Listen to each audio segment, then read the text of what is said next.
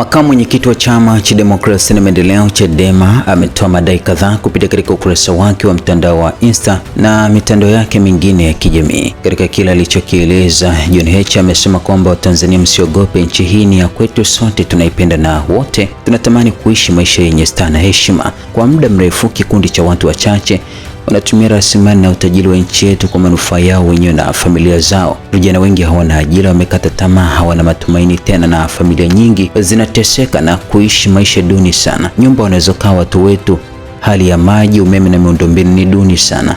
Elimu za watoto wetu na hata hospitali zetu bado ni za chini mno. Manyanyaso, mateso, utekaji, wizi, hujuma na kukosekana kwa haki vimegeuzwa kwa mambo ya kawaida kwenye nchi hii. Tunataka yote haya yafike mwisho.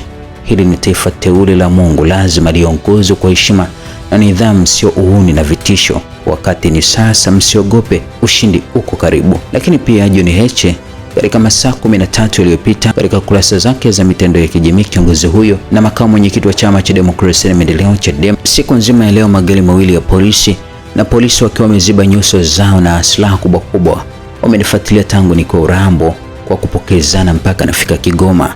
Njiani nimesimama mara mbili kuwauliza shida yao ni nini kwangu, hawakuwa na majibu ya maana. Nimefika hapa Kigoma, kila ninakopita na hapo hotelini kwangu wamejaa maafisa wakiwa na nguo za kiraia. Mimi ni mwanasiasa upinzani na yatimiza wajibu wangu wa kikatiba. Chama chetu ni chama cha siasa ambacho kimesajiliwa na chenye haki zote katika nchi hii. Nimepokea taarifa nyingi kwa watu wema wakitaka niwe makini. Wengine wanasema mimi na familia yangu tumetolewa maelekezo mabaya. Nitatimiza wajibu wangu bila uoga wala hofu. Hakuna mtu anayeweza kuniondoa kwenye haki na wajibu wa kutetea nchi yangu na watu wetu. Ninawashauri watawala dhalimu kuacha kucheza na utulivu huu uliopo. Hofu haijawahi kuzaa amani, hofu huzaa hofu zaidi. Hakuna siku nitakimbia nchi yangu.